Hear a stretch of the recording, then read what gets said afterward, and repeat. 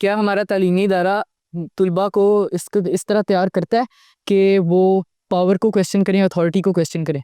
बिल्कुल नहीं करता, ज़ाहिर है यही तो हम बात कर रहे हैं। और ख़ास तौर पर इसको यकीनी बनाया गया, न सिर्फ ये कि जो हमारा निज़ाम है उसने भी मेक श्योर किया कि तलबा जो है उनको किसी तरह का फहम ना मिले, सिवाय इसके कि हम यानी उनकी पार्टी और उनके लीडर से मुतल्लिक। देखिए ना, आपको ये बार बार जुमले बताए गए, मैं बार बार ये बात करता हूँ कि आपके जहन में जो दो जुमले जहर की तरह घोल दिए गए ना, वो एक तो ये कि लीडर तो एक ही होता है, एक जुमला बताया गया कि लीडर तो सदियों में पैदा होता है। ये सिर्फ इसीलिए था कि आप कहीं ये ना सोच लें कि आप भी लीडर हो सकते हैं। सिर्फ आप गाड़ियों के पीछे भागते रहे, आप गाड़ियों के दरवाजे खोलते रहे, आप इनके पोस्टर चिपकाते रहे, आप इनके लिए सोशल मीडिया पे कैंपेन करते रहे, दूसरों को गालियां देते रहे और इनके लिए जीवे और आवे आवे के नारे लगाते रहे। तो जब तक आप तलबा को यह एतमाद नहीं देंगे, चाहे वो तलबा तंजीमों की शक्ल में हो, चाहे वो बल्दियाती निज़ाम के जहां आप अपनी 4 गलियों के नुमाइंदे मुंतखब होकर तालीम का इदारा भी खुद ठीक कर सकते हैं, आप अपना अस्पताल भी खुद ठीक कर सकते हैं, आप डेवलपमेंट भी कर सकते हैं, आप मकामी पुलिस भी आपके अंडर है, तब तक ये एतमाद नहीं आएगा तलबा और तालिबात को कि अपने हक के लिए बात करें। I am Laiba Zaheer from media studies department. तो सर मेरा आपसे क्वेश्चन ये है कि आप एज ए सहाफ़ी आपको लगता है कि आप जो है किसी भी बड़ी फिगर को अकाउंटेबल या फ्री ऑफ क्रिटिसिज्म कर सकते हैं, जबकि हर दूसरा मीडिया आउटलेट, आप तीनों भी किसी ना किसी मीडिया आउटलेट से हैं, कि वो हर तीसरा मीडिया आउटलेट जो या तो किसी बिजनेस टाइकॉन का है या किसी इन्फ्लुएंशियल पॉलिटिकल पार्टी का है, तो आपको लगता है कि आप उन पर तनकीद कर रहे हैं या फ्री ऑफ फेयर है आपकी क्रिटिसिज्म? और सेकेंडली मेरा ये क्वेश्चन है कि आए रोज़ जो जर्नलिस्ट कम्युनिटी है इस पर हमले किए जाते हैं, लेकिन या तो वो इग्नोर कर दिए जाते हैं या अनपनिश। आपको लगता है हम एज अ मीडिया स्टडीज़ कल हमें लगता है कि हमारे हालात हैं कि हम कल बोल सकें? क्योंकि जब इन्वेस्टिगेटिव जर्नलिज्म ही ख़त्म हो जाएगा, हमें अपनी जान की फ़िक्र पड़ेगी, सहाफ़ी बोल नहीं पाएगा, तो आपको लगता है कि सच सामने आ पाएगा लोगों के? ओके, इसमें 2-3 डिफरेंट चीज़ें हैं जो आपने टच की हैं।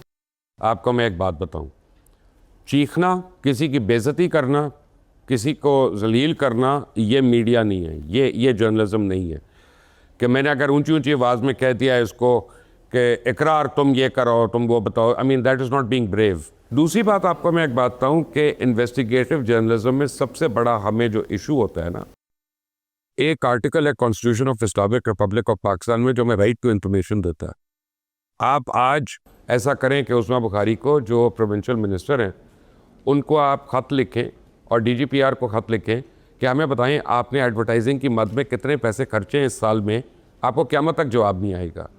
सो एक्चुअली जो पॉलिटिशियंस हैं ना, ये हमारा राइट टू इन्फॉर्मेशन जो है ना ब्लॉक करते हैं, और जब वो ब्लॉक करते हैं तो उसी की वजह से कभी इन्फॉर्मेशन गलत भी हो जाती है, कभी मिसकंस्ट्रूड भी हो जाती है। ऐसी बात नहीं है कि हर वक्त सही तो नहीं होती, लेकिन हम लोग बड़ी कंस्ट्रेंट्स में काम कर रहे होते हैं।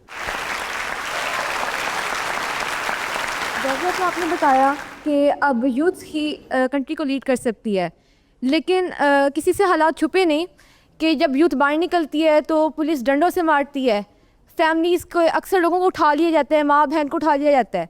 तो इस सब में हम चेंज कैसे ला सकते हैं जब हम अपने पेरेंट्स, अपनी फैमिली की बांग्लादेश में क्या हुआ था, बांग्लादेश में क्या हुआ, श्रीलंका में क्या हुआ, नेपाल में क्या हुआ, खुद पाकिस्तान में क्या हुआ IGI के टाइम पे? बात ये नहीं है बच्चे, बात यह है कि जब आप फोकस्ड होते हैं और आपकी क्लैरिटी ऑफ विजन होती है ना, तो फिर आपको उसमें बिठा नहीं सकता कोई। उसके लिए बहुत ज़रूरी है कि आपका एक ऑर्गेनाइजेशनल स्ट्रक्चर मौजूद हो। यहाँ पे ये है कि हम एक आदमी या एक फैमिली को पार्टी समझ लेते हैं और उसके इर्द गिर्द हुजूम या भीड़ इकट्ठी हो जाती है।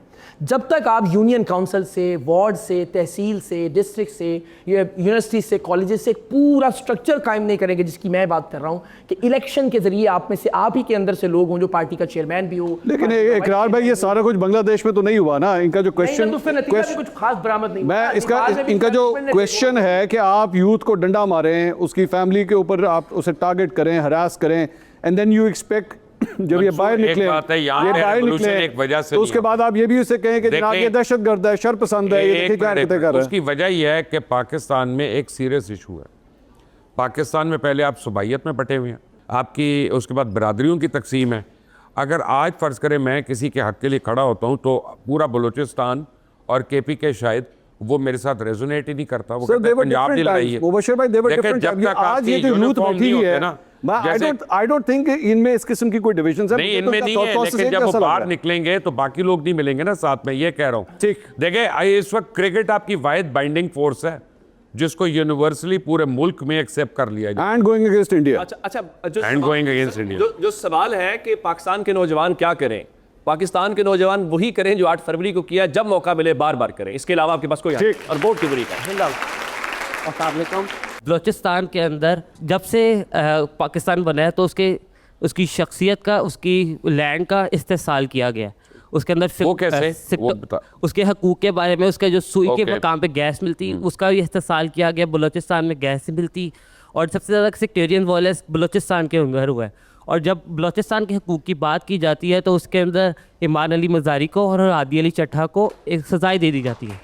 ओके, अब मैं आपको एक बात बताता हूँ कि जब से आप याद करें, मुझे बताएं कि कब ऐसा हुआ है कि नॉन बलोच जो है वो सीएम या गवर्नर बने वहाँ पे।